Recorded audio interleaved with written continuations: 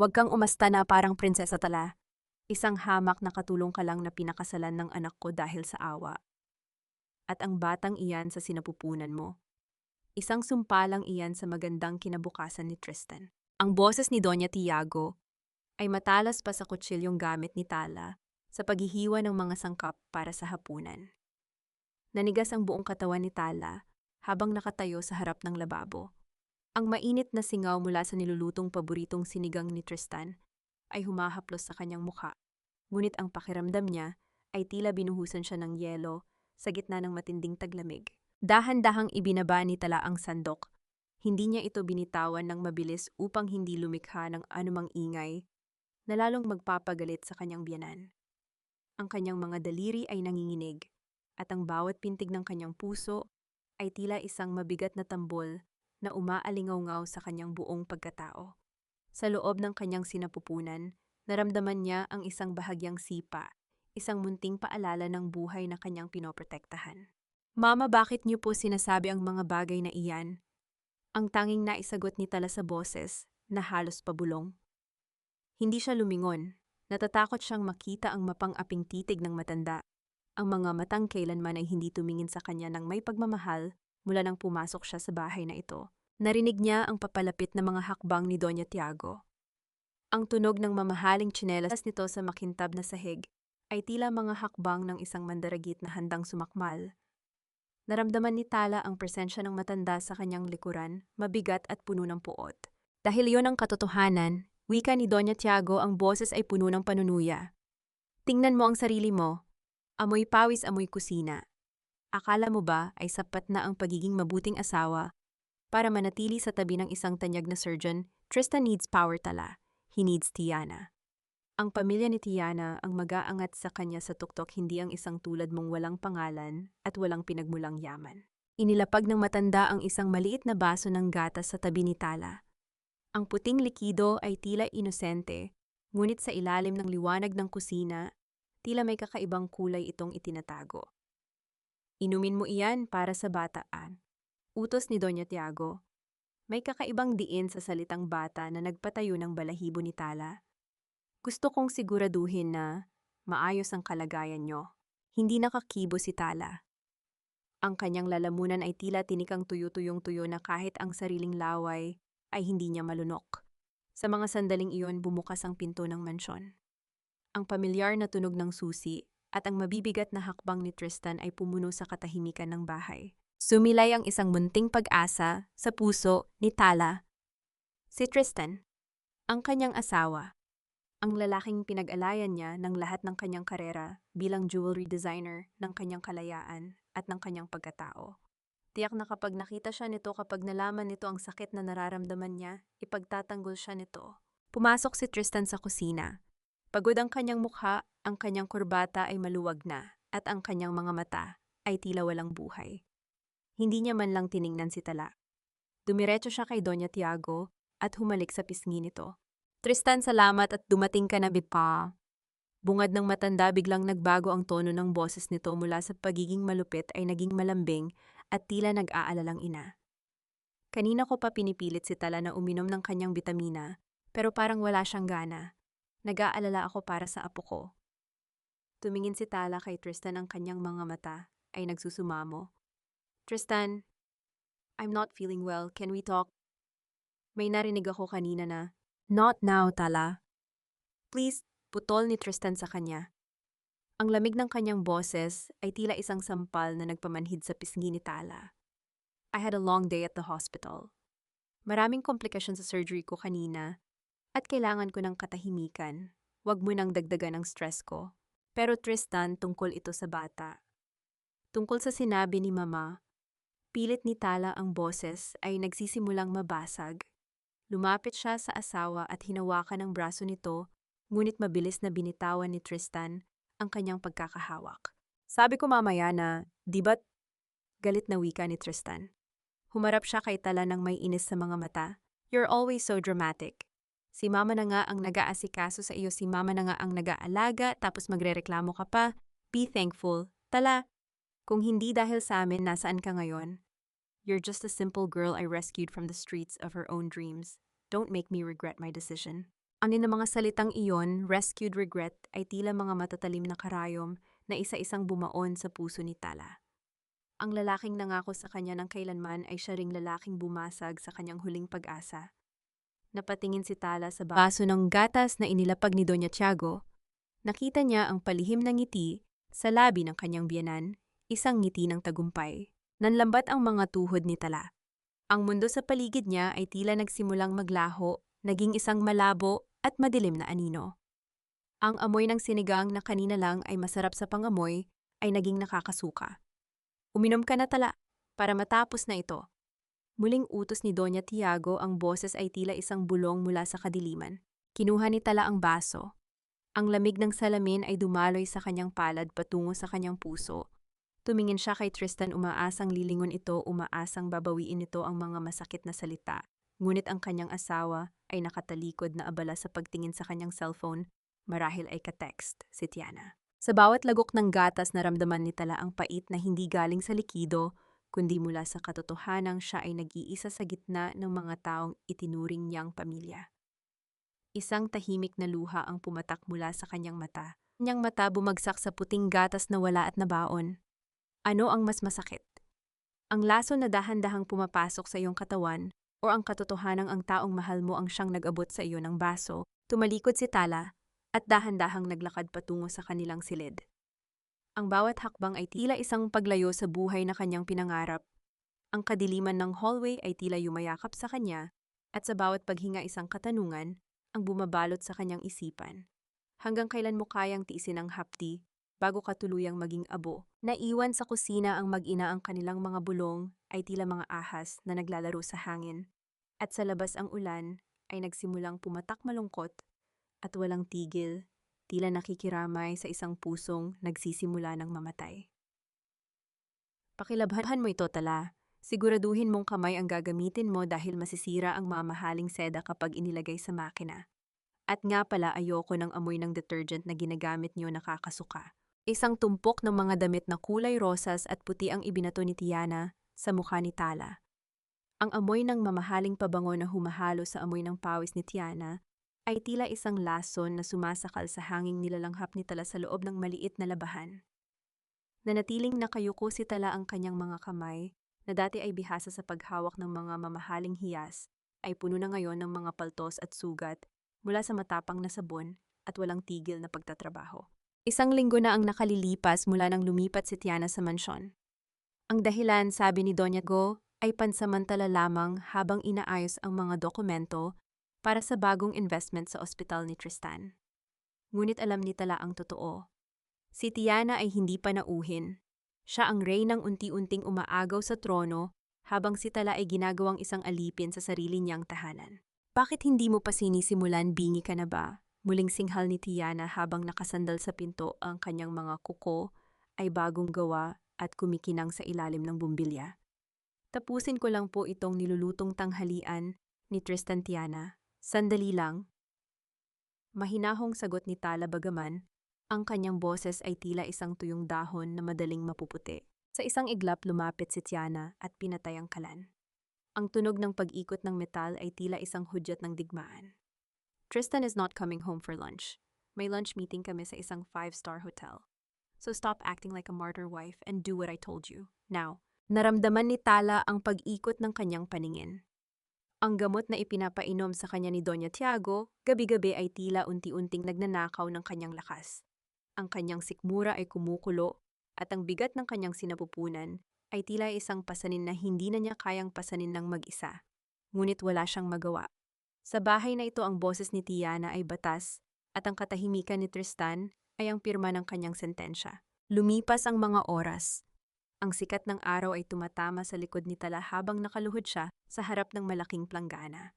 Ang tubig ay malamig, ngunit ang kanyang puso ay nagbabaga sa bawat pagkuskos sa mga damit ng babaeng nagnanakaw sa kanyang asawa.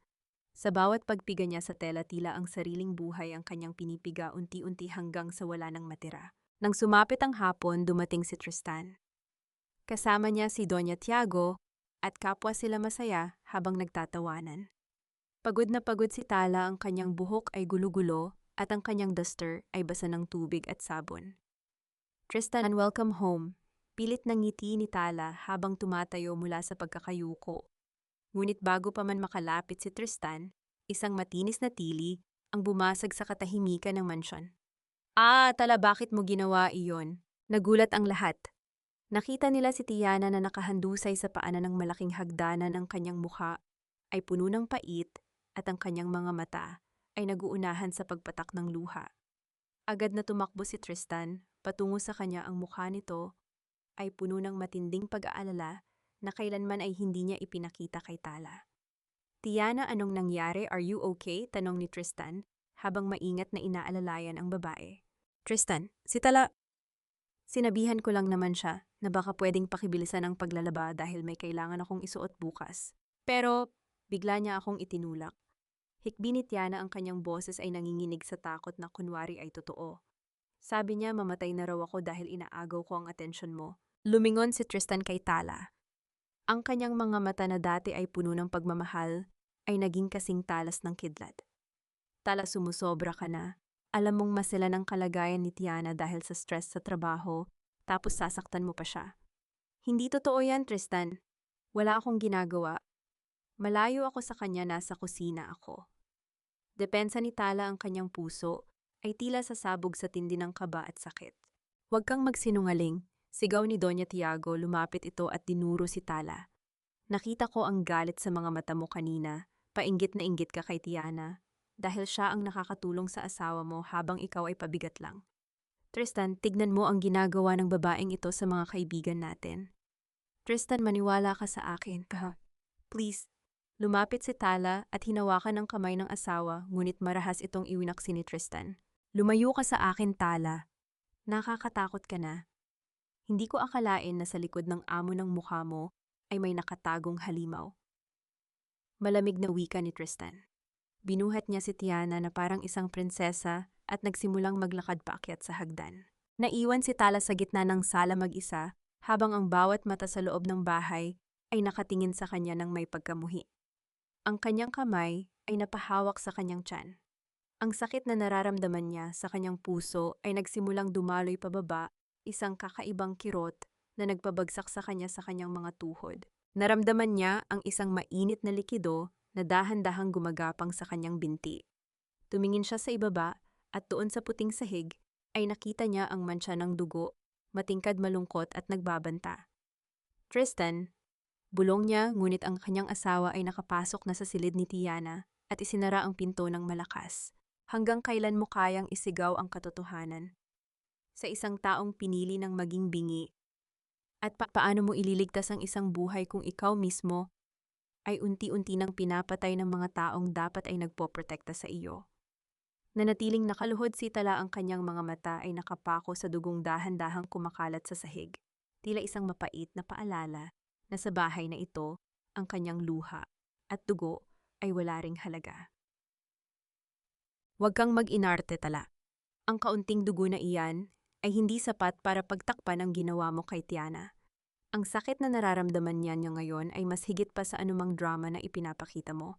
Ang boses ni Doña Tiago ay tila isang hatol ng kamatayan na pumailan lang sa malamig na hangin ng sala. Habang si Tala ay nakaluhod pa rin, ang kanyang mga kamay ay nakadiin sa malamig na tiles, nararamdaman niya ang bawat patak ng kanyang buhay na dahan-dahang kumakawala. Ang pula ng dugo sa puting sahig ay tila isang mapait na sining ng pagtatraidor, isang kulay na nagsasabing ang lahat ng kanyang sakripisyo ay nauwi sa wala. Mama, ang anak ko? Ang apo nyo? Ang tanging lumabas sa mga labi ni Tala bago siya muling binalot ng matinding kirot sa kanyang puson. Ang sakit ay tila isang libong karayom na sabay-sabay na tumutusok sa kanyang pagkatao, nagnanakaw ng kanyang hininga at lakas. Ngunit sa halip na awa, isang mapang-aping tawa ang isinagot ng matanda.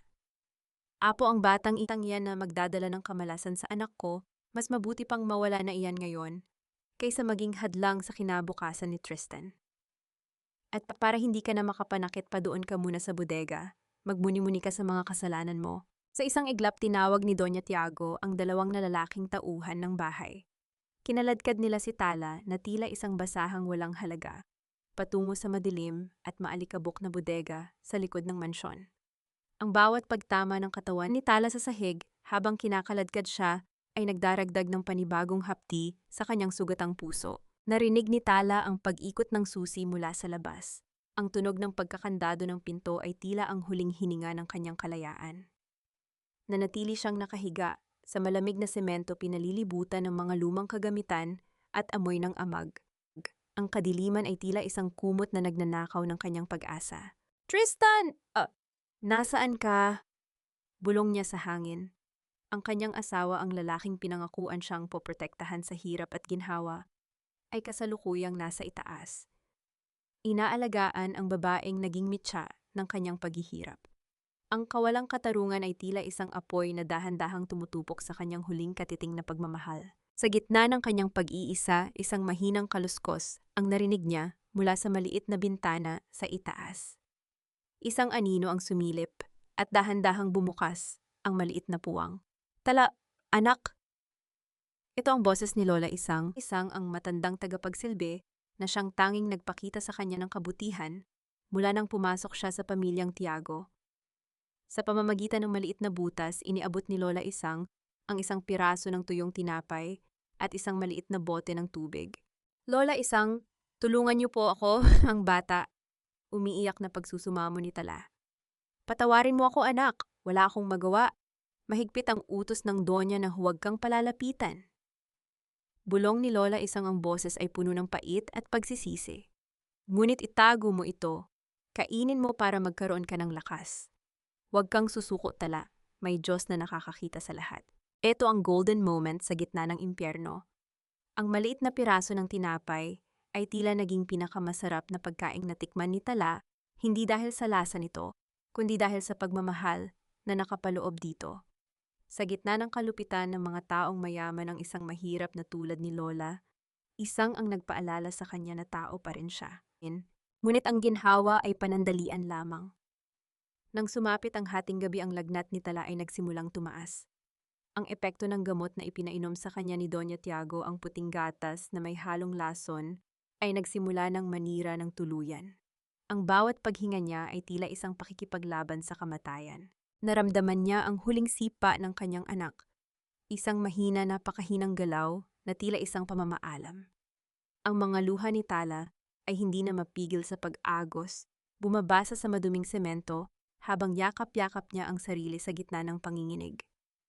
Sa kabilang dako ng dingding, narinig niya ang tawanan ni Tristan, Tiana at Doña Tiago mula sa dining room. Nagdiriwang sila habang ang kanyang mundo ay gumuho na ng tuluyan. Patawad, anak, hindi ka man lang nakita ng nanay. Hikbi ni Tala hanggang sa ang kanyang boses ay tuluyan ng mawala. Isang matinding katahimikan ang bumalot sa bodega. Ang ulan sa labas ay tumigil na, ngunit ang dilim sa loob ng puso ni Tala ay lalong lumalim. Isang katanungan ang naiwan sa hangin. Anong uri ng ina ang kayang pumatay ng sariling apo para lamang sa pera? At anong uri ng ama ang kayang talikuran ang sariling dugo para sa isang ambisyon? Sa mga sandaling iyon, ang huling bahagi ng dating Tala ay pumanaw kasabay ng kanyang anak. At sa gitna ng kamatayang iyon, isang bagong presensya ang nagsimulang mabuo, isang malamig, matigas at walang takot na bersyon ng kanyang sarili. Ang cliffhanger, sa gitna ng kanyang kawalan ng malay, narinig ni Tala ang pagpasok ni Doña Tiago sa bodega. Hawak nito ang isang dokumento at isang panulat. Pirmahan mo ito, Tala. Ang annulment papers niyo ni Tristan. Kapalit ng iyong kalayaan at ng iyong buhay, ibigay mo sa amin ang lahat. Kung hindi ka na makakalabas ng buhay sa bodegang ito. Hahayaan ba ni Tala na tuluyan siyang maubos? O ito na ang simula ng kanyang muling pagkabuhay? Pirmahan mo na ito habang may hininga ka pa, Tala. Huwag mong hintayin na ang mga daga na rito sa bodega ang maging saksi sa huling sandali mo. Ang boses ni Doña Tiago ay malamig pa sa simoy ng hangin sa madaling araw. Inilapag niya ang panulat sa harap ni Tala sa ibabaw ng maruming semento na nababasa na ng luha at dugo. Ang bawat salita ng matanda ay tila isang hatol, isang deklarasyon na ang buhay ni Tala ay wala ng halaga sa pamilyang Tiago. Sa gitna ng kanyang lagnat at panghihina, tiningnan ni Tala ang dokumento.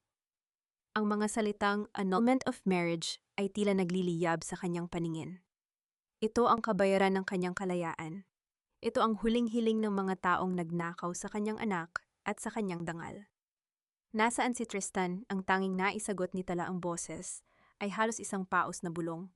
Ang kanyang lalamunan ay tila punong-puno ng bubog sa bawat pagbigkas niya ng pangalan ng asawa. Isang mapait na ngiti ang sumilay sa labi ni Doña Tiago. Si Tristan naroon siya sa grand ballroom ng hotel kasama si Tiana. Ipinagdiriwang nila ang pagpasok ng pamilya ni Tiana bilang pangunahing investor ng ospital. Sa tingin mo ba sa gitna ng tagumpay niya, ay may panahon pa siyang isipin ang isang tulad mong mamamatay tao at baliw ka? Ang katotohanan iyon ay mas masakit pa sa pisikal na hapdi na nararamdaman ni Tala. Habang siya ay nakahandusay sa maruming sahig, nakikipaglaban para sa bawat hininga ang kanyang asawa ay nagpapakasaya sa piling ng ibang babae. Ang maitim na katotohanan ay tila isang kutsilyong dahan-dahang hinihiwa ang huling hibla ng kanyang puso. Sa kabilang dako ng lungsod sa loob ng isang marangyang ballroom, suot ni Tristan ang kanyang pinakamahal na tuxedo. Hawak niya ang isang baso ng champagne, ngunit ang kanyang mga mata ay hindi mapakali. Sa bawat tawa ni Tiana sa kanyang tabi may isang boses sa loob ng kanyang isipan na tumatawag sa pangalan ni Tala. Biglang nag-vibrate ang kanyang cellphone sa bulsa. Isang hindi kilalang numero. Sinagot niya ito lumayo ng kaunti sa ingay ng musika at tawanan. Tristan, tulungan mo ako. Iyon ang boses ni Tala. Mahina, nanginginig at puno ng takot. Nakuha ni Tala ang lumang cellphone ni Lola Isang na Len na iniwan sa tabi ng bintana ng bodega. Tala, nasaan ka? Bakit ganyan ang boses mo? Tanong ni Tristan. Ang kanyang puso ay biglang kumaba ng mabilis. Ngunit bago pa man makasagot si Tala, isang kamay ang humablot sa cellphone ni Tristan. Si Tiana, iyon ang mukha ay puno ng pagkairita ngunit pilit na nakangiti. Tristan, babe, the senator is calling for us. Huwag mong hayaang masira ang gabi natin dahil sa mga istorbo. Alam mo namang mahilig sa drama ang asawa mo para lang makuha ang atensyon mo. 'Di ba? Sabi ni Doña Tiago, maayos naman daw siya sa bahay. Wika ni Tiana habang dahan-dahang pinapatay ang tawag at ibinabalik ang cellphone sa bulsa ni Tristan. Pero Tiana, parang seryoso ang boses niya. Tristan, look at me. Putol ni Tiana, ang kanyang mga mata ay tila nanggigipit. Ngayong gabi nakasalalay ang kinabukasan ng ospital mo. Gusto mo bang bumalik sa pagiging isang hamak na doktor na walang pangalan? O gusto mong maging pinakasikat na surgeon sa bansa? Pumili ka. Nanahimik si Tristan. Tumingin siya sa malayo sa direksyon ng kanilang mansyon, ngunit muli siyang humarap sa senator at kay Tiana. Pinili niya ang kinabukasan. Pinili niya ang ambisyon. Ang bawat hakbang niya palayo sa telepono ay tila isang pagtalikod sa huling pagkakataong iligtas ang kanyang pamilya. Balik sa bodega, narinig ni Tala ang mahabang toot mula sa kabilang linya. Ang pag-asa ay tila isang kandilang biglang hinipan ng malakas na hangin. Binitawan niya ang cellphone ni Lola Isang at ang tunog ng pagbagsak nito sa semento ay tila ang huling tibok ng kanyang pusong nagmamahal. Ano, Tala, wala na ang tagapagtanggol mo? Wala na ang Tristan na akala mo ay mahal ka? Pangungutya ni Doña Tiago. Kinuha niya ang buhok ni Tala at bahagyang iniangat ang ulo nito. Pirmahan mo na ito, ngayon din. Sa gitna ng kanyang matinding pighati, isang kakaibang pakiramdam ang lumaganap sa buong katawan ni Tala. Hindi na ito sakit, hindi na ito takot. Ito ay isang malamig at matigas na galit.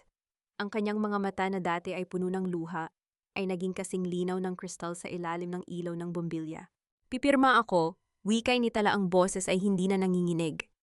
Ngunit tandaan niyo ito, Doña Tiago, ang bawat patak ng dugo ng anak ko na nawala sa sahig na ito ay babayaran niyo ng higit pa sa yaman na meron kayo ngayon. Kinuha ni Tala ang panulat. Sa bawat letra ng kanyang pangalan na isinusulat niya sa dokumento, nararamdaman niya ang paglaya ng kanyang kaluluwa mula sa pagiging isang asawang mapagmahal. Ang Tala na kilala nila ay patay na. At sa bawat pagdausdos ng tinta sa papel, isang bagong reyna ang isinisilang sa gitna ng dumi at hirap. Nang matapos ang huling letra, kinuha ni Doña Tiago ang papel ng may kasakiman. Mabuti naman, ngayon mabulok ka rito hanggang sa maisipan naming ilabas ka. Lumabas ang matanda at muling narinig ni Tala ang pagkakandado ng pinto. Ang tunog ng metal na nagdidikit ay tila ang huling paalam sa kanyang lumang buhay. Nanatiling mag-isa si Tala sa dilim, yakap ang kanyang sarili, habang ang init ng lagnat ay tila nagiging apoy ng paghihigante. Ang cliffhanger, sa gitna ng katahimikan, Isang marangyang sasakyan ang huminto sa tapat ng gate ng mansyon ng mga Tiago. Hindi ito si Tristan. Hindi rin ito ang mga kaibigan ni Doña Tiago. Isang matandang lalaki na may hawak na tungkod na ginto. Ang bumaba ang kanyang mukha ay puno ng matinding galit habang nakatingin sa mansyon. Sino ang misteryosong lalaking ito at ano ang koneksyon niya sa lihim na pagkatao ni Talakin Marchevald? Tapos na ang lahat, Tala. Wala ka ng asawa, wala ka ng anak, at wala ka na ring puwang sa mundong ito ng mga mararangal na tao. Ang tanging natitira sa iyo ay ang dumi sa sahig na kinahihigaan mo. Ang boses ni Doña Tiago ay tila isang malamig na hampas ng hangin na pumasok sa madilim na bodega. Hawak niya ang pinirmahang dokumento ni Tala, itinataas ito na parang isang tropeyo ng kanyang tagumpay.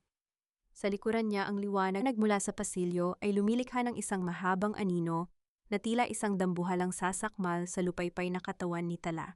Sa mga sandaling iyon, si Tala ay nakahandusay pa rin sa malamig na semento.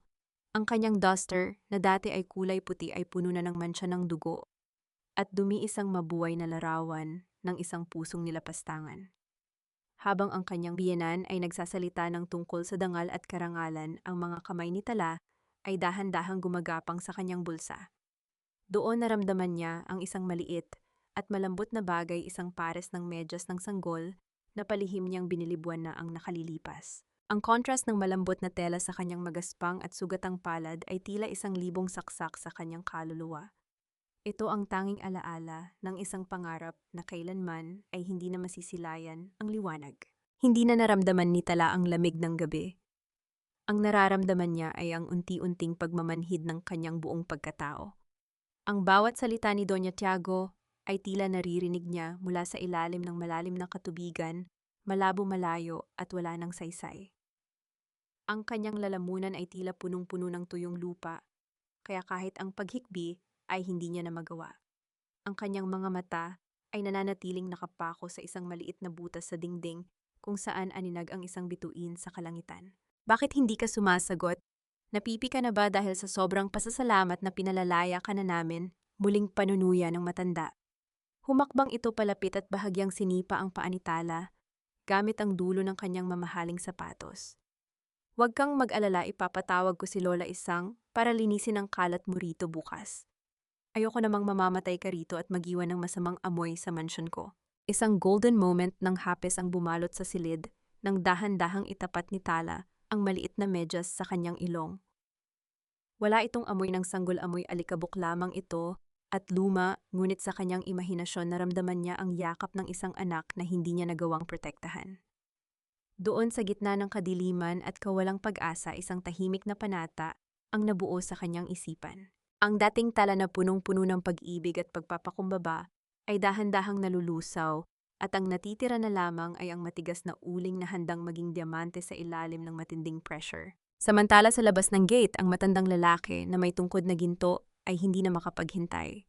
Siya si Don Severino Tordesillas, ang hari ng mga mamahaling hiyas, at ang lolo ni Tala na matagal na niyang kinalimutan dahil sa pagsuway nito sa kanyang utos. Ngunit sa likod ng kanyang matigas na mukha ay ang isang pusong nag-aalala para sa kaisa-isang apo. Buksan niyo ang gate ngayon din. Ang sigaw ni Don Severino, ang boses ay tila isang pagyanig ng lupa na nagpatayo sa mga balahibo ng mga security guard. Nang bumukas ang gate, hindi na naghintay ang matanda. Dumiretso siya sa loob ng mansyon. Ang tunog ng kanyang tungkod sa marmol na sahig ay tila isang babala ng paparating na bagyo. Nakita niya si Tristan na kapapasok lang din mula sa party, mukhang lasing at pagod. Noon ang apo ko, tanong ni Don Severino, ang kanyang mga mata ay nagniningning sa galit. Nagulat si Tristan.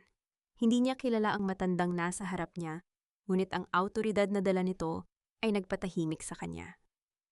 Sino po kayo? Anong apo ang sinasabi niyo? Nasaan si Tala? Muling sigaw ng matanda na nagpababa kay Doña Tiago mula sa ikalawang palapag. Anong kaguluhan ito? Sino ang matandang ito na basta na lamang pumapasok sa pamamahay ko? Singhal ni Doña Tiago, ngunit nang makita niya ang mukha ni Don Severino, biglang namutla ang kanyang mukha.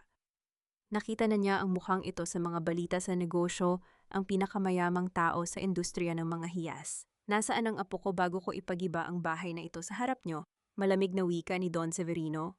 Lumingon si Tristan kay Doña Tiago at sa kanyang ina Nakita niya ang isang takot na hindi niya kailanman nakita rito. Ang katahimikan sa loob ng sala ay tila isang mitsa na malapit ng sumabog. Tala, apo niyo si Tala? Nauutal na tanong ni Tristan habang ang kanyang mundo ay nagsisimulang gumuho sa isang katotohanang hindi niya inaasahan. Mayroon ang cliffhanger sa loob ng madilim na bodega. Narinig ni Tala ang pamilyar na boses ng kanyang lolo. Isang huling lakas ang kanyang ginamit para gumapang patungo sa pinto. Ngunit sa kanyang paggalaw muling bumuhos ang dugo mula sa kanyang katawan at sa pagkakataong ito ang kanyang paningin ay tuluyan ng nagdilim. Mamamatay ba si Tala bago pa siya mailigtas ng kanyang nakaraan? O ito na ang huling sandali ng kanyang pagiging biktima at pamate? Ano ang ginawa niyo sa aking apo?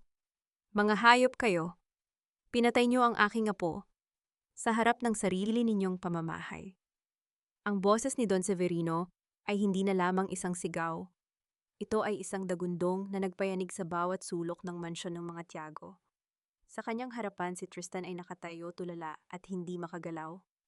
Ang kanyang mga kamay ay nanginginig habang nakatingin sa dugo ang katawan ni Tala na karga-karga ngayon ng mga tauhan ni Don Severino mula sa madilim na bodega. Ang kaibahan ng eksena ay tila isang malupit na biro ng tadhana. Sa loob ng sala naroon pa rin ang mga tira-tirang dekorasyon mula sa huling party ni Doña Tiago, mga mamahaling bulaklak, mga kristal na baso at ang amoy ng mamahaling wine. Ngunit sa gitna ng lahat ng rangyang iyon, naroon si Tala maputla puno ng dumi at tila isang lantang bulaklak na itinapon sa basurahan. Ang kanyang asawang si Tristan, ang tanyag na doktor na nakakapagligtas ng buhay ng ibang tao, ay hindi man lang magawang hawakan ang sarili niyang asawa dahil sa tindi ng hiya at takot na bumabalot sa kanya. Lolo, si Tala, hindi ko po alam. Ang tanging naisagot ni Tristan ng kanyang boses ay tila isang basag na plaka. Hindi mo alam na, singhal ni Don Severino habang dinuduro ang dibdib ni Tristan gamit ang kanyang tungkod na ginto. Doktor ka, Tristan, pero hinayaan mong mabulok ang asawa mo sa isang bodega habang nakikipaghalakhakan ka sa mga kaibigan mong mapagpanggap. Isinusumpa ko, hindi mo lang mawawala si Tala, mawawala sa iyo ang lahat ng pinaghirapan mo. Mabilis na isinakay si Tala sa isang ambulansyang pag-aari ng Tordesillas Medical Center. Sa loob ng sasakyan, habang ang mga aparato ay tumutunog ng mahina bilang tanda ng kanyang nanghihinang pulso, si Tala ay nasa pagitan ng buhay at kamatayan. Sa kanyang panaginip nakita niya ang isang maliit na bata na tumatakbo palayo sa kanya sa isang madilim na parang. Sinubukan niyang habulin ito, tinawag niya ang pangalan ng kanyang anak, ngunit ang tanging sumasagot sa kanya ay ang sariling eko ng kanyang pighati. Nang imulat ni Tala ang kanyang mga mata makalipas ang 3 araw, hindi na ang maruming kisame ng bodega ang kanyang nakita. Ang kisame ay puti malinis at may disenyong panghari. Ang hangin ay amoy lavender at malinis na linen. Ngunit ang pinakamalaking pagbabago ay hindi ang paligid, kundi ang nararamdaman niya sa loob.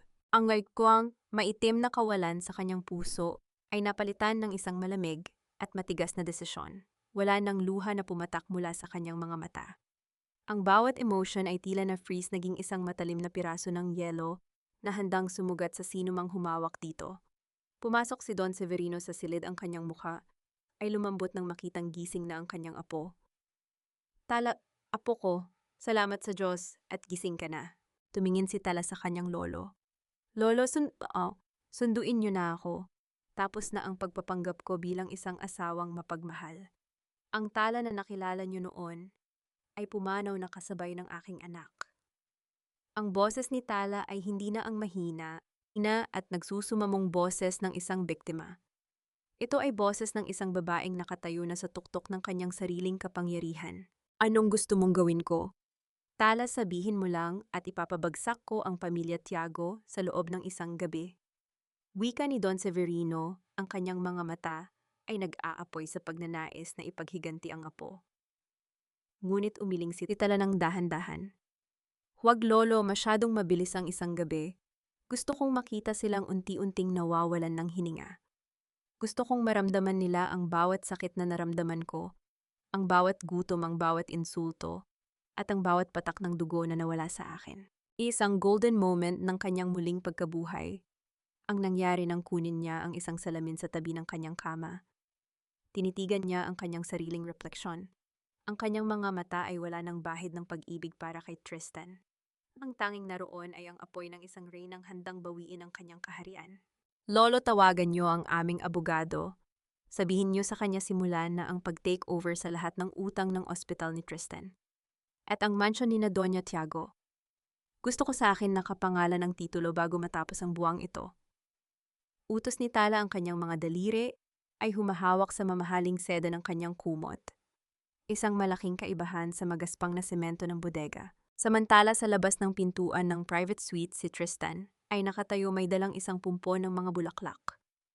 Gusto niyang pumasok, gusto niyang humingi ng tawad, ngunit hinarangan siya ng dalawang dambuhalang bodyguard na nakasuot ng itim. Sir, hindi po kayo pwedeng pumasok. Sabi ng pasyente wala raw siyang asawang nagngangalang Tristan Tiago. Malamig na wika ng isa sa mga guard. Nabitawan ni Tristan ang mga bulaklak. Ang mga talulot nito ay nagkalat sa sahig, tila ang kanyang sariling buhay na nagsisimula ng madurog. Sa loob ng silid narinig niya ang mahina ngunit matatag na tawa ni Tala, isang tawa na hindi na niya nakilala, isang tawang nagpapahiwatig na ang impyerno ay kasisimula pa lamang para sa kanya. Ang cliffhanger, sa gitna ng kanyang pag-iisa, kinuha ni Tala ang kanyang personal na cellphone at tinawagan ang isang numero na matagal na niyang hindi ginagamit. Hello, this is Tala Tordesillas. Prepare the press conference. I am coming back to claim my throne as the president of Tordesillas Gems. Ngunit sa kabilang linya isang boses ang sumagot na nagpahinto kay Tala. Tala, akala ko ba patay ka na? Nakalimutan mo na ba ang kasunduan natin 10 taon na ang nakalilipas? Sino ang misteryosong tao sa kabilang linya at anong lihim ang itinatago ni Tala bago pa siya naging asawa ni Tristan and Tasa? Ang bawat sulok ng bahay na ito ay amoy alikabok at pagsisisi Tristan. Hindi mo ba napapansin mula nang wala si Tala, tila nawalan ng kaluluwa, ang bawat dingding na itinayo natin sa pamamagitan ng kanyang paghihirap? Ito ang mga salitang binitawan ni Lola. Isang habang dahan-dahang pinupunasan ang lamesa sa kusina, ang lamesang dati ay laging puno ng masasarap na putaheng niluto ni Tala ng may pagmamahal. Nakatayo si Tristan sa gitna ng sala, hawak ang isang baso ng alak habang pinagmamasdan ng kawalan. Ang katahimikan sa loob ng mansyon ay tila isang mabigat na kumot na sumasakal sa kanya. Isang linggo na ang nakalilipas mula nang makuha ni Don Severino si Tala. At sa loob ng isang linggong iyon, ang buhay ni Tristan ay naging isang mahabang bangungot ng pag-iisa. Lola, please stop it. Alam mong ginagawa ko ang lahat para mahanap siya. Bulong ni Tristan, ang kanyang boses ay puno ng pagod. Ngunit sa ilalim ng kanyang pagod ay ang isang katotohanang ayaw niyang aminin na kahit mahanap niya si Tala, wala na siyang mukhang maihaharap dito. Sa kabilang banda sa itaas na palapag ng Tordesillas Tower, ang kapaligiran ay kabaligtaran ng kalungkutan sa bahay ng mga Tiago. Doon ang bawat hininga ay amoy tagumpay at kapangyarihan. Si Tala ay nakaupo sa likod ng isang malaking mesa na gawa sa mahogany. Suot niya ang isang matingkad na pulang suit, ang kanyang buhok ay maayos na nakapusod at sa kanyang mga daliri ay nagniningning ang isang dambuhalang diamante, ang simbolo ng kanyang pagbabalik. Walang bakas ng panghihina sa kanyang mukha. Ang bawat pirma niya sa mga dokumento ay mabilis at sigurado. Kasalukuyan niyang pinangangasiwaan ang pagbili sa mga distressed assets ng pamilya Tiago. Ang bawat utang, ang bawat sangla at ang bawat butas sa pananalapi ng ospital ni Tristan ay dahan-dahang nilalamon ng kanyang kumpanya. Isang golden moment ng kanyang bagong buhay ang nangyari nang makita niya sa kanyang drawer ang isang lumang sketchpad. Doon may isang drawing ng isang singsing na balak sana niyang iregalo kay Tristan sa kanilang anibersaryo. Hinaplos ni Tala ang papel na ramdaman ang bawat guhit na ginawa niya noong panahong ang tanging pangarap niya ay ang maging isang mabuting asawa. Ngunit sa halip na maiyak, dahan-dahang pinunit ni Tala ang papel. Ang tunog ng pagkapunit ng papel ay tila musika sa kanyang pandinig, isang paalala na ang bawat hibla ng kanyang lumang pagkatao ay wala na. Miss Tala, handa na po ang mga dokumento para sa foreclosure ng Tiago Mansion. Ang bangko ay naghihintay na lamang ng inyong huling hudyat, wika ng kanyang sekretarya na pumasok ng walang ingay. Tumango si Tala, ang kanyang mga mata ay tila dalawang kristal na walang emotion. Gawin niyo na. Gusto ko bago lumubog ang araw bukas alam na ni Doña Tiago na ang bahay na ipinagmamalaki niya ay hindi na kanya. Habang nangyayari ito si Doña Tiago ay abala sa pakikipag-usap sa telepono sa loob ng kanyang silid. Tiana, siguraduhin mong ang tatay mo ay maglalabas ng pondo para sa ospital. Hindi na tayo makakahiram sa bangko, lahat sila ay biglang tumatanggi sa atin. Ngunit sa kabilang linya ang boses ni Tiana ay hindi na kasing lambing ng dati. Tita, stop calling me. My father is in the middle of a political scandal. Hindi namin kayo matutulungan ngayon. At saka bakit ko ba tutulungan ang isang pamilyang pabagsak na look for another victim, tita? I'm done with Tristan. Nabitawan ni Doña Tiago ang kanyang telepono. Ang tunog ng pagbagsak nito sa carpet ay tila isang babala. Sa unang pagkakataon sa kanyang buhay, naramdaman niya ang tunay na takot. Ang takot ng isang taong mawawalan ng lahat. Biglang narinig ang malakas na katok sa pintuan ng mansyon. Hindi ito ang mahinang katok ng isang bisita. Ito ay ang mabigat at awtoritatibong tunog ng kahoy na tinatamaan ng kamao ng isang opisyal ng batas. Nang buksan ni Tristan ang pinto, tumambad sa kanya ang isang lalaking nakabarong may hawak na isang itim na folder. Good afternoon, Mr. Tristan Tiago. Kami po ay mula sa Sheriff's Office. Dala namin ang Notice of Eviction at Foreclosure para sa ari-ariang ito. Ang bagong may-ari ng lupang ito at ng mansyon ay ang Tordesillas Gems Incorporated. Nanigas si Tristan. Ang pangalang Tordesillas ay tila isang kidlat na tumama sa kanyang isipan. Anong sinasabi niyo? Sino ang nag-utos nito? Ang utos ay nanggaling mismo sa aming chairman, si Miss Tala Tordesillas. Malamig na sagot ng opisyal. Sa likuran ni Tristan, lumitaw si Doña Tiago, ang kanyang muka ay kasing puti ng papel. Hindi maaari ang hampas lupang iyon. Paano niya nakuha ang bahay ko? Ang cliffhanger, habang nagkakagulo sa loob ng mansyon, isang itim na sasakyan ang dahan-dahang huminto sa tapat ng gate.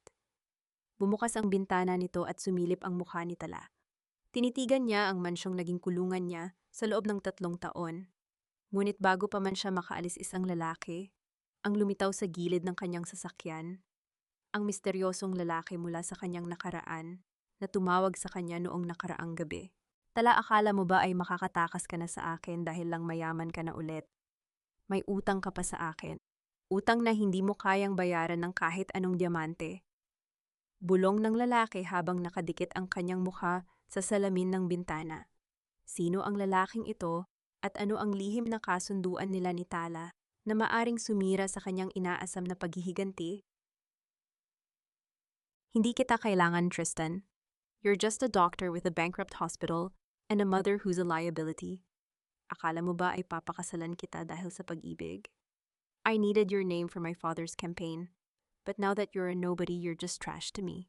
Ang boses ni Tiana ay tila isang malamig na hampas ng katotohanan sa gitna ng nagaganap na gulo sa labas ng mansyon ng mga Tiago. Habang ang mga tauhan ng sheriff ay dahan-dahang inilalabas ang mga mamahaling wables, mula sa loob ng bahay si Tristan ay nakatayo sa tapat ni Tiana, hindi makapaniwala sa naririnig. Ang babaeng inakala niyang magliligtas sa kanyang karera ay siya ring unang tumalikod sa kanya sa oras ng kanyang pinakamatinding pagsubok. Tiana, please, we had a plan. Bulong ni Tristan, ang kanyang mga mata ay puno ng pait.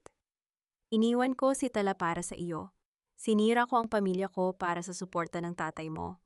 Isang matunog na tawa ang isinagot ni Tiana habang isinasara ang pinto ng kanyang kotse. That's your mistake, Tristan. You traded a diamond for a stone and now you're left with nothing. Don't ever call me again. Dumaloy ang katahimikan sa paligid habang pinapanood ni Tristan ang mabilis na pag-alis ng sasakyan ni Tiana. Sa kanyang likuran, naroon si Doña Tiago nakaupo sa ibabaw ng kanyang mga maleta sa gilid ng kalsada.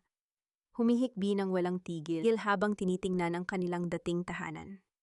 Ang bawat hakbang ng mga tao sa paligid ay tila isang insulto sa kanilang bumagsak na dangal. Sa kabilang dako sa loob ng isang madilim at eksklusibong restaurant si Tala ay nakaupo sa harap ng lalaking nagngangalang Lorenzo. Si Lorenzo ay isang anino mula sa kanyang kabataan, isang taong nakakaalam ng bawat lihim ng pamilya Tordesillas. Ang kanyang presensya ay tila isang paalala na ang bawat tagumpay ay may kaukulang presyo. 10 taon, Tala, 10 taon kang nagtago sa likod ng isang huwad na simpleng buhay, wika ni Lorenzo, habang dahan-dahang iniikot ang wine glass sa kanyang kamay. Akala mo ba ay makakalimutan ko ang kasunduan natin? I gave you the chance to leave the Tordesillas Empire, to marry that weak doctor, but in exchange you promised me your loyalty. At ngayon nagbabalik ka para bawiin ang trono nang hindi nagtatanong sa akin. Tinitigan ni Tala si Lorenzo, ang kanyang mga mata ay walang bakas ng takot. Ang kasunduang iyon ay napako na nang mamatay ang aking anak Lorenzo. Wala na akong pakialam sa katapatan o sa mga laro ng kapangyarihan. Ang tanging layunin ko ngayon ay ubusin ang mga taong sumira sa akin. Ngunit paano kung sabihin ko sa iyo na ang pagkamatay ng anak mo ay hindi lamang dahil sa lason ng biyenan mo? Isang matalim na ngiti ang sumilay sa labi ni Lorenzo. Paano kung sabihin ko sa iyo na may mas malalim pang dahilan kung bakit kailangang mawala ang batang iyon? Naramdaman ni Tala ang paghinto ng pintig ng kanyang puso. Ang manda ng pagdududa ay tila isang makapal na amog na bumalot sa kanyang isipan. Ang bawat hininga niya ay naging mabigat at ang hawak niyang kubyertos ay dahan-dahang binitawan niya na lumikha ng isang mahinang tunog sa ibabaw ng porselana. Isang golden moment ng hapes ang bumalot sa kanya nang maisip niya ang bawat gabi sa bodega. Kung hindi lang si Doña Tiago ang may sala, sino pa ang may kagagawa nito? Meron pa bang mas malaking kalaban na nagtatago sa likod ng mga anino? Samantala sa labas ng mansyong kinukuha na ng bangko si Tristan, ay dahan-dahang lumapit sa isang basurahan sa gilid ng gate. Doon nakita niya ang isang maliit na bote ng gamot na itinapon ng kanyang ina bago sila lumabas. Dinampot niya ito at binasa ang label. Ang kanyang mga kamay ay nanginginig nang mapansin ang isang maliit na marka sa ilalim ng bote, isang markang hindi dapat naroon sa isang simpleng bitamina. Ano ito, Mama Gu? Tanong ni Tristan nang makalapit siya sa kanyang ina. Bakit may marka ng ospital ni Tiana ang mga gamot na ibinigay mo kay Tala? Nanlaki ang mga mata ni Doña Tiago, ngunit bago pa man siya makasagot, isang itim na sasakyan ang huminto sa kanilang tapat. Bumaba ang bintana nito at tumambad ang mukha ni Tala. Ang kanyang tingin ay kasing lamig ng kamatayan. Tristan, tawag ni Tala ang boses, ay tila isang bulong mula sa kabilang buhay. Bago ka maghanap ng sagot sa bote na iyan, baka gusto mong malaman kung nasaan na ang huling labi ng anak natin. Dahil kahit ang puntod niya kinuha ko na rin sa inyo. Ang cliffhanger sa mga sandaling iyon, isang tawag ang natanggap ni Tala mula sa kanyang head of security. Ma, may nahanap po kaming CCTV footage mula sa labas ng bodega noong gabing mawalan kayo ng malay. Hindi lang po si Doña Tiago ang pumasok sa silid na iyon. May isang lalaking nakasuot ng itim at mukhang pamilyar ang kanyang boses sa inyo. Sino ang lalaking pumasok sa bodega at ano ang connection niya sa misteryosong lason na pumatay sa anak ni Tala? Tristan, huwag kang magbulag-bulagan. Alam nating dalawa na ang gamot na iyan ay galing sa laboratorio ng tatay ni Tiana. Binayaran nila ako para siguraduhing hindi mabubuhay ang batang iyan dahil sa gabal siya sa pagsasama nyo at sa kinabukasan ng ospital. Ang pag-amin na ito ni Doña Tiago ay tila isang malakas na dagok na nagpabingi kay Tristan habang sila ay nakatayo sa gilid ng kalsada, pinalilibutan ng kanilang mga gamit na tila mga basura. Ang bawat salita ng kanyang ina ay isang lason na mas matindi pa sa ipinainom nito kay Tala. Ang katotohanang ang kanyang ina at ang babaeng inakala niyang tagapagligtas niya ay nagsabwatan para patayin ang sarili niyang anak ay isang pasakit na hindi kayang gamutin ng anumang medisina. Sa kabilang dako ng lungsod sa loob ng isang marangyang penthouse na nakatitig sa buong kalakhang Maynila, si Tala ay nakatayo sa harap ng isang dambuhalang salamin. Ang kanyang suot na gown ay kulay ginto, kumikinang sa ilalim ng mga chandelier, tila isang baluti ng isang reynang handang sumabak sa huling digmaan. Hawak niya ang isang dambuhalang kwintas ng mga diamante, ang Tordesillas Legacy, na tila yelo sa lamig ng dumampi sa kanyang balat. Isang golden moment ng hapes. Ang bumalot sa kanya nang makita niya ang kanyang reflection. Ang mukhang nasa salamin ay hindi na ang Tala na marunong ngumiti ng totoo. Ang kanyang mga mata ay tila dalawang malalim na balon ng pait at determinasyon. Dahan-dahan niyang hinaplos ang kanyang leeg. Doon sa bahaging dati, ay may bakas ng mga daliri ni Tristan. Sa tuwing yayakapin siya nito ng mahigpit. Ngunit ngayon, tanging ang bigat ng mga diamante ang kanyang nararamdaman. Ma'am, handa na po ang sasakyan para sa Grand Gala. Wika ni Lorenzo na nakatayo sa likuran niya ang kanyang anino ay tila isang bantay mula sa kadiliman. Nakarating na rin po ang balita na ang pamilya Tiago ay kasalukuyang nasa labas ng ballroom umaasang makikiusap sa bagong may-ari ng ospital. Isang malamig na ngiti ang sumilay sa labi ni Tala. Gusto nilang makiusap. Ibigay natin sa kanila ang pagkakataon. Gusto kong makita ang mukha ni Tristan kapag nalaman niyang ang hampas lupang. Asawa niya ang humahawak sa huling hininga ng kanyang pangarap. Bumaba si Tala patungo sa lobby kung saan naghihintay ang isang mahabang itim na limousine. Ang bawat hakbang ng kanyang high heels sa marmol na sahig ay tila isang martilyo na pumupukpok sa kabaong ng kanyang nakaraan. Ngunit bago siya sumakay, muling naalala ni Tala ang footage na ipinakita sa kanya ni Lorenzo, ang lalaking nakasuot ng itim na pumasok sa bodega noong gabing mawalan siya ng malay. Sa footage nakita niya ang lalaking iyon na lumapit sa kanyang duguang katawan. Hindi siya tinulungan nito. Sa halip may kinuha itong isang maliit na notebook mula sa kanyang bag ang notebook kung saan nakatago ang lahat ng kanyang mga disenyo ng alahas. At ang boses nito, ang boses na narinig niya sa video bago ito lumabas. Patawad Tala. Pero kailangan nating gawin ito para sa ikabubuti ng lahat, bulong ng lalaki sa video. Nanigas ang buong katawan ni Tala. Ang boses na yon ay hindi kay Tristan, hindi rin kay Lorenzo. Yun ay boses ng kanyang sariling ama na akala niya ay matagal nang pumanaw. Isang matinding gulo ang namuo sa isipan ni Tala. Kung ang kanyang ama ay buhay pa, bakit nito hinayaang mangyari ang lahat ng ito? Bakit nito hinayaang mamatay ang sarili nitong apo? Pagdating sa hotel kung saan gaganapin ang gala, bumukas ang pinto ng sasakyan at ang mga flash ng camera ay tila mga kidlat na sumalubong kay Tala. Sa di kalayuan nakita niya sina Tristan at Doña Tiago, gusot ang mga damit at mukhang mga pulubi sa gitna ng karangyaan. Nakita ni Tristan si Tala. Nanlaki ang kanyang mga mata. Sinubukan niyang lumapit ngunit hinarangan siya ng mga bodyguard. Tala-tala, kausapin mo ako. Totoo ba ikaw ba ang may-ari ng lahat ng ito? Hindi siya tiningnan ni Tala. Nagpatuloy siya sa paglalakad patungo sa loob ng ballroom. Ang kanyang ulo ay nakataas tila isang diyosa na hindi kayang abutin ng ordinaryong mortal. Ang cliffhanger, habang nasa loob ng ballroom bago pa man makapagsalita si Tala sa entablado, isang lalaki ang lumitaw sa likuran ng kurtina. Hawak nito ang mikropono at ang boses nito ay umalingaw-ngaw sa buong silid na nagpatahimik sa lahat ng mga panauhin.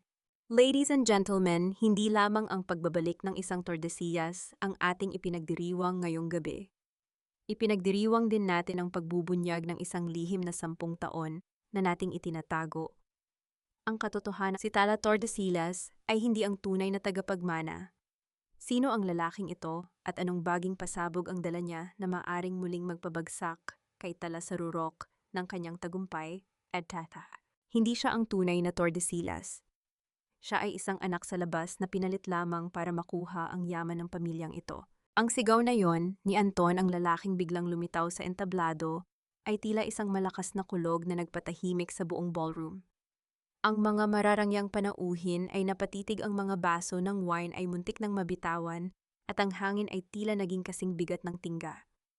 Si Tala na nakatayo sa gitna ng liwanag ay nanatiling tuwid ang likod, ngunit sa loob ng kanyang dibdib ang kanyang puso ay tila isang ibon na nagpupumiglas sa loob ng isang masikip na hawla.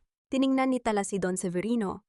Ang matanda ay napahawak ng mahigpit sa kanyang tungkod, ang kanyang mga mata ay nanlilisik sa galit at gulat. Sa mga sandaling iyon, ang katahimikan ay mas masakit pa sa anumang hiyaw. Ang bawat mata sa loob ng silid ay tila mga hukom na naghihintay ng kanyang pagbagsak. Sino ka para bastusin ang gabing ito? Ang malamig na tanong ni Tala. Ang kanyang boses ay hindi nanginginig, bagaman ang kanyang mga daliri ay bahagyang bumaon sa telang sutla ng kanyang gown. Ako ang anak ng tunay na tagapagmana na itinaboy niyo 10 taon, na ang nakalilipas ng singhal ni Anton habang iwinawagayway ang isang luma at kupas na birth certificate. Tala, akala mo ba ay malilinis mo ang iyong pangalan sa pamamagitan ng mga diamanteng yan? Isang huwad ka lang, isang impostora na ginamit ni Don Severino para itago ang kahihiyan ng pamilyang ito. Sa labas ng ballroom, sa likod ng mga dambuhalang pinto, si Tristan ay nakikinig. Isang kakaibang kislap ng pag-asa ang sumilay sa kanyang mga mata. Kung mapapatunayan na si Tala ay hindi isang Tordesillas, Mawawalan ito ng kapangyarihan. Babalik ito sa pagiging ordinaryong babae, ang babaeng maaari niyang muling kontrolin, ang babaeng maaari niyang muling iligtas. Mama, naririnig mo ba iyon? Bulong ni Tristan kay Doña Tiago. Baka ito na ang pagkakataon nating mabawi ang lahat.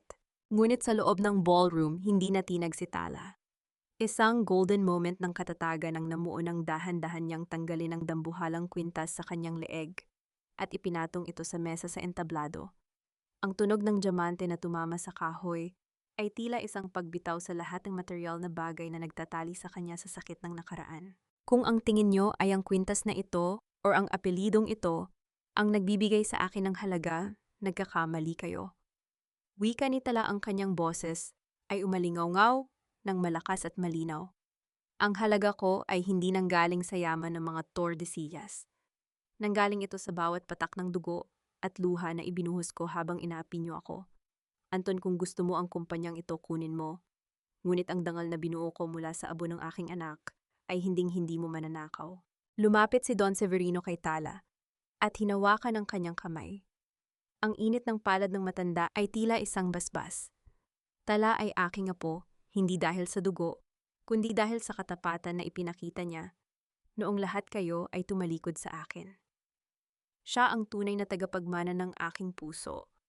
Ngunit bago pa man matapos ang madamdaming sandaling iyon, tumawa ng malakas si Anton, isang tawang puno ng kamandag. Katapatan, Tala, alam mo ba kung bakit namatay ang anak mo? Tanong ni Anton na nagpapatigil sa paghinga ni Tala.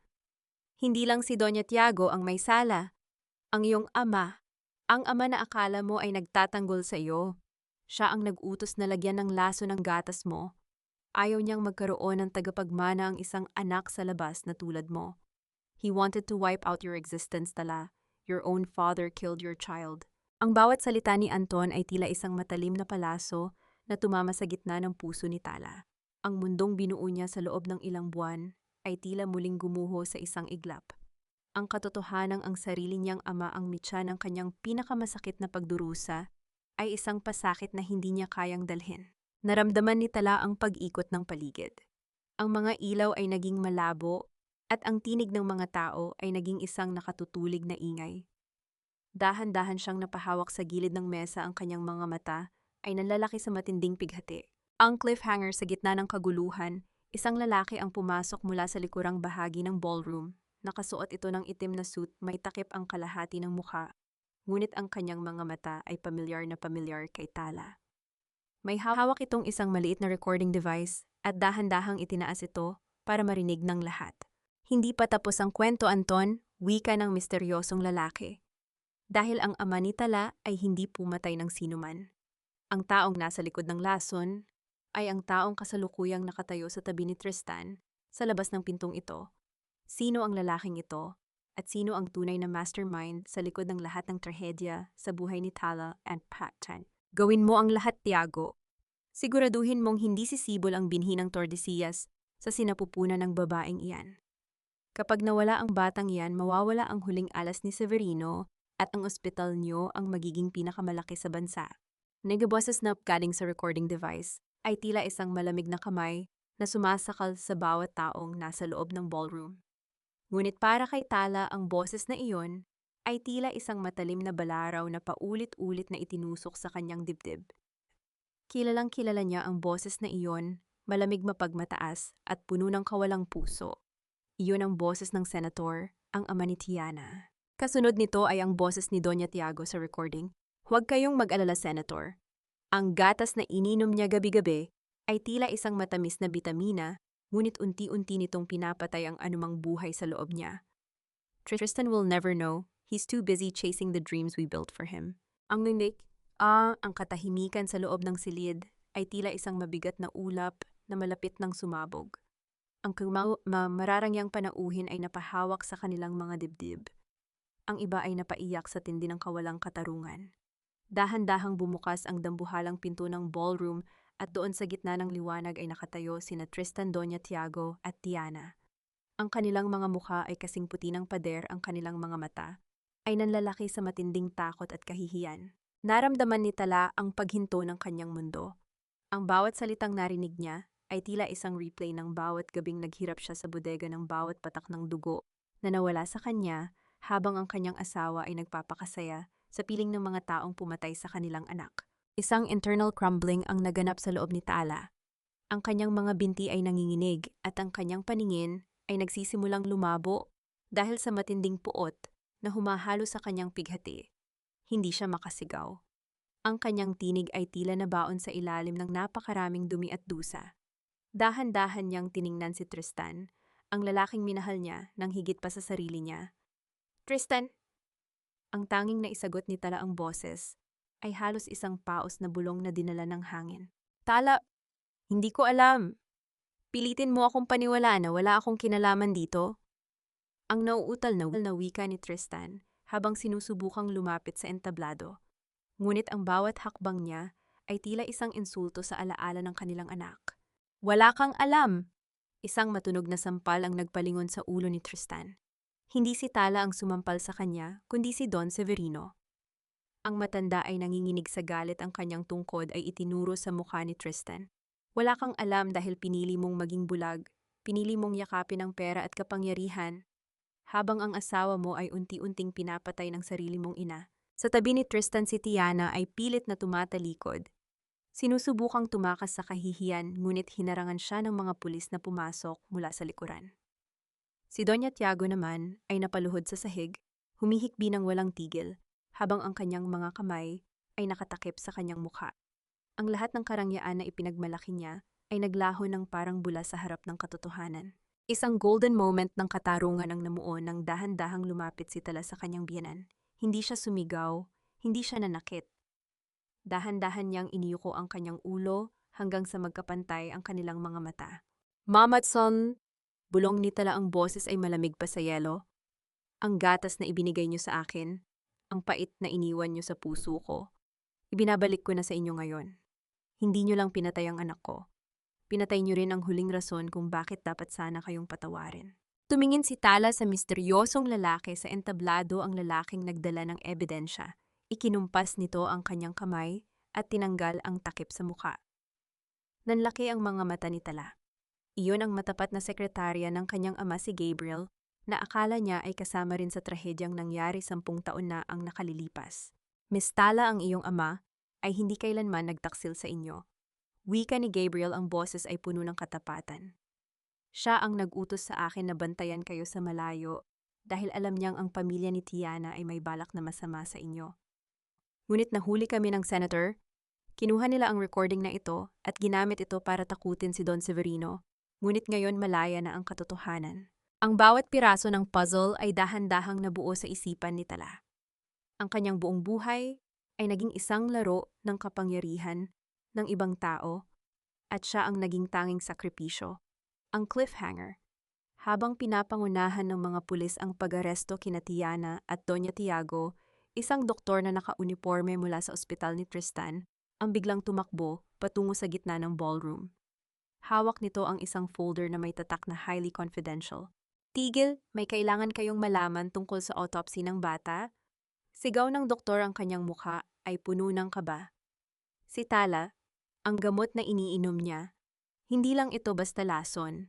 May isang bagay kaming natuklasan sa DNA ng bata na magbabago sa lahat ng nalalaman nyo tungkol sa pamilyang ito. Anong lihim ang nakatago sa dugo ng batang pumanaw at paano nito muling babasagin ang mundo ni Tala. Sa huling pagkakataon, pasya. Paog si Tristan. Ayon sa pinakahuling pagsusuri sa kanyang medical records, bago pa man sila ikasal ni Tala, wala siyang kakayahang magkaanak.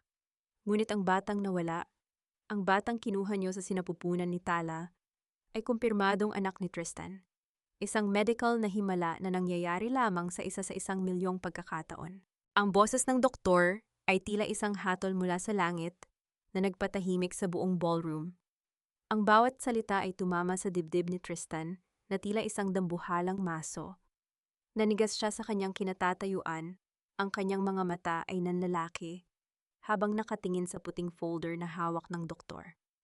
Ang katotohanang pinatay niya, or hinayaan niyang patayin ng kaisa-isang pagkakataon niyang maging ama, ay isang parusang mas matindi pa sa kamatayan.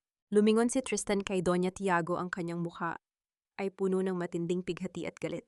Mama Nani, narinig niyo ba ang batang ipinapatay niyo? Ang batang itinuring niyo na sumpa ay ang kaisa-isang apo na magpapatuloy sana ng ating lahi. Pinatay niyo ang sarili nating dugo dahil sa pera. Humikbi ng malakas si Doña Tiago, ang kanyang katawan ay nanginginig habang pinalilibutan siya ng mga pulis. Wala na ang kanyang dangal, wala na ang kanyang yaman, at ngayon wala na rin ang tanging bagay na mahalaga sa kanya, ang kanyang anak.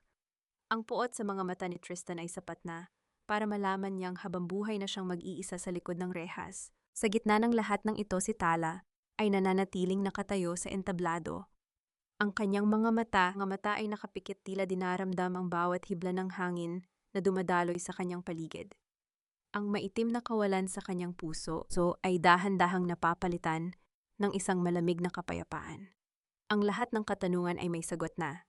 Ang lahat ng sakit ay may pangalan na. Dahan-dahang imulat ni Tala ang kanyang mga mata at tumingin kay Tristan. Hindi na galit ang naroon kundi isang malalim na awa. Awa para sa isang lalaking naging alipin ng kanyang sariling ambisyon hanggang sa mawala sa kanya ang lahat. Tristan, siyang tawag ni Tala, ang boses ay tila isang bulong mula sa isang malayong nakaraan. Tapos na ang lahat. Ang bawat sentimo ng inyong utang sa ospital, ang bawat piraso ng lupang kinatatayuan nyo, ay kinuha ko na. Hindi dahil sa gustong kitang saktan, kundi dahil kailangan kong bawiin ang buhay na ninakaw nyo sa akin. Tala, patawarin mo ako. Please give me one more chance. Pagsusumamo ni Tristan habang pilit na inaabot ang laylayan ng gown ni Tala. Ngunit dahan-dahang humakbang palayo si Tala. Ang patawad ay ibinibigay sa mga taong nagkamali, Tristan. Pero ang ginawa nyo sa anak ko, ay isang bagay na tanging ang Diyos lamang ang may karapatang humusga. Mula sa gabing ito, wala nang Tristan Tiago sa buhay ni Tala Tordesillas. Isang golden moment ng kanyang muling pagkabuhay. Ang nangyari nang hubarin ni Tala ang kanyang suot na sapatos at dahan-dahang bumaba ng entablado na nakayapak. Ang bawat hakbang niya sa malamig na marmol ay tila isang paglalakbay patungo sa kanyang bagong simula. Ang mga diamante sa kanyang leeg ay nagniningning, tila mga tala na nagbibigay ng liwanag sa kanyang daan. Sa labas ng hotel, ang mga pulis ay dinala na sina Tiana at Doña Tiago. Ang senator naman ay napabalitang nag-resign na dahil sa lumabas na recording. Ang pamilya Tiago ay tuluyan ng gumuho, naging isang babala sa lahat na ang yaman na itinayo sa kasinungalingan ay madaling mawawasak sa harap ng katotohanan. Lumapit si Don Severino kay Tala at niyakap ang kanyang apo ng mahigpit. Tapos na ang laban na poko. Maaari ka nang huminga ng maluwag. Tumingala si Tala sa langit kung saan nagniningning ang napakaraming bituin. Naramdaman niya ang isang mahinang ihip ng hangin na humaplos sa kanyang pisngi, tila isang halik mula sa kanyang anak. Doon sa gitna ng katahimikan ng gabi, nalaman ni Tala na hindi siya nag-iisa. Lolo't wika ni Tala habang nakangiti ng totoo sa unang pagkakataon.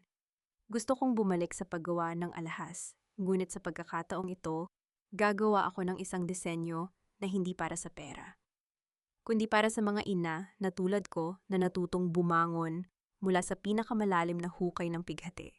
Ang cliffhanger, habang naglalakad palayo si Tala, nakita niya si Gabriel na naghihintay sa tabi ng sasakyan.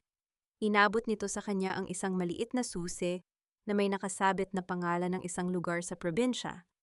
Ma'am, may isang huling regalo ang iyong ama bago siya tuluyang magtago.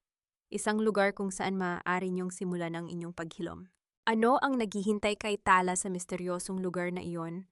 At makakamit ba niya ang tunay na kaligayahan na matagal na niyang ipinagkakait sa kanyang sarili? Ang pinakamagandang hiyas ay hindi yaong nanggaling sa pinakamalalim na minahan, kundi yaong dumaan sa pinakamatinding apoy at nanatiling nagniningning. Tang kinakalilipas mula ng gumuho ang mundo ng mga Tiago sa gitna ng ballroom. Ngayon, sa isang maliit at payapang bayan sa baybayin ng Batanes, ang tanging naririnig ni Tala ay ang marahang paghampas ng mga alon sa naglalakihang bato at ang malamyos na awit ng hangin. Wala rito ang ingay ng syudad, ang amoy ng usok, at ang mapagpanggap na ngiti ng mga taong mayayaman. Dito sa maliit na puting bahay na iniwan ng kanyang ama, natagpuan ni Tala ang isang kayamanan na hindi mabibili ng anumang diamante ang kanyang sarili. Nakatayo si Tala sa tapat ng kanyang workbench. Ang sikat ng hapon ay tumatama sa mga piraso ng pilak at mga hilaw na bato na nasa kanyang harapan. Hindi na siya gumagawa ng mga diamante para sa mga reyna. Ngayon ang kanyang mga disenyo ay hango sa kalikasan, mga hugis ng alon, mga talulot ng bulaklak, at ang ningning ng bituin sa madaling araw. Ang bawat piraso ay may kwento ng pag-asa. Dahan-dahan niyang hinawakan ang isang maliit na pendant na hugis anghel. Ito ang kanyang golden moment ng bawat araw, ang sandali kung saan naaalala niya ang kanyang anak nang walang pait kundi may ngiti sa kanyang mga labi. Alam niyang saan man naroon ang kanyang munting anghel, ito ay payapa at masaya. Ma'am Tala, may sulat po para sa inyo mula sa Maynila, wika ni Gabriel habang dahan-dahang pumapasok sa silid. Nanatili si Gabriel sa tabi ni Tala, hindi bilang isang bodyguard, kundi bilang isang matapat na kaibigan at katuwang sa kanyang muling pagbangon. Binuksan ni Tala ang sulat. Ito ay mula sa kanyang abogado. Ibinalita nito na ang apela ni Doña Tiago at Tiana ay tinanggihan ng korte. Sila ay mananatili sa loob ng rehas sa loob ng mahabang panahon.